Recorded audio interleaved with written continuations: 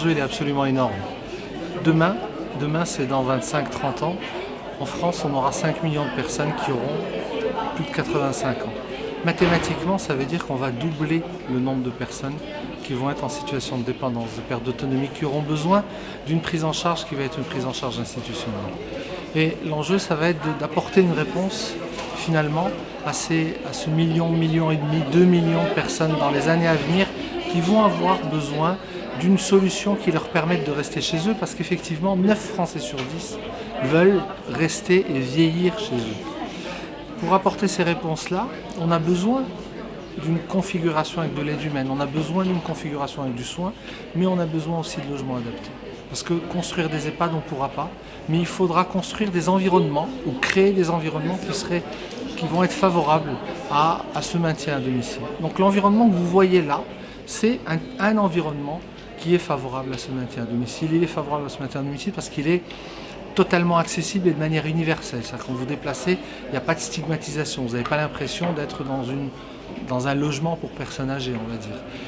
Il est favorable aussi parce que derrière, vous avez une technologie et de l'intelligence.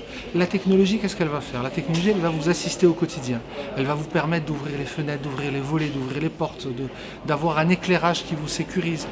Et ça, vous pouvez le faire grâce justement au numérique aujourd'hui, en fonction de ce que vous voulez utiliser comme interface. Vous pouvez utiliser un interrupteur si vous voulez, mais vous pouvez utiliser une tablette, vous pouvez même commander à la voix ou commander au regard. Et peut-être demain commander à la pensée, mais en tout cas, un environnement qui va vous apporter de la qualité de vie en vous permettant de réaliser le plus possible et le mieux possible vos actes de la vie quotidienne avec la plus grande autonomie possible. Mais ça, c'est pas suffisant. Parce que vous allez avoir de l'aide humaine qui va venir vous aider, vous allez avoir des soins, mais l'aide humaine, elle ne peut pas être présente en permanence, elle ne peut pas être vigilante en permanence.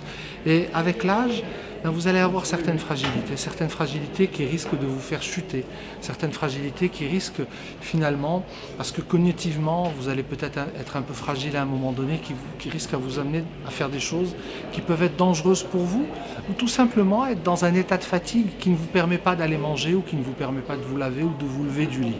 Et c'est là où on va voir, quand l'aidant n'est pas présent, le rôle que va jouer la technologie. C'est les capteurs que vous allez pouvoir voir dans cet espace-là. Alors ces capteurs ne sont pas là pour vous contrôler. Il y a plusieurs solutions en France, là on en présente une, mais l'intérêt c'est de pouvoir la mettre dans un écosystème. Ces capteurs, ils vont pendant quelques jours s'habituer à vos habitudes de vie. À quelle heure vous vous levez? Est-ce que vous sortez la nuit? À quelle heure ou quand vous allez manger, quand est-ce que vous vous lavez, toutes ces choses que vous faites régulièrement, quotidiennement, de manière routinière et qui vous permettent de continuer d'être en pleine santé et actif. Mais le jour où vous ne les faites plus, vous ne vous levez pas.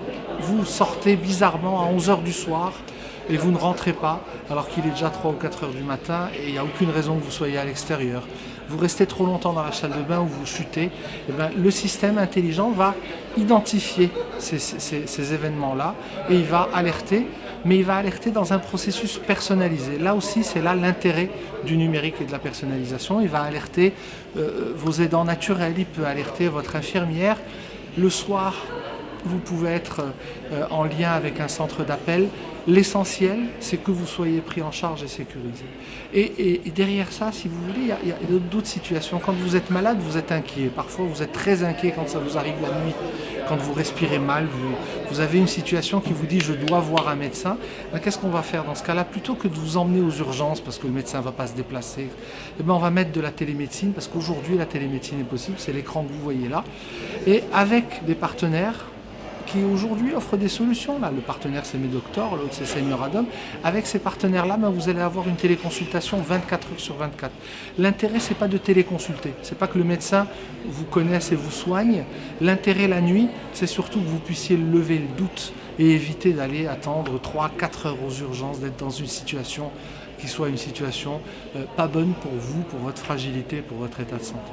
Et enfin, le pari qu'on a voulu gagner, et c'est ce qu'on présente ici, le pari qu'on a voulu gagner, c'est le pari de la simplicité. C'est-à-dire faire en sorte que cet environnement puisse être installé facilement, que cet environnement puisse intégrer des réponses personnalisées et surtout que cet environnement puisse être à coût acceptable et accessible pour vous. Donc on a changé les choses.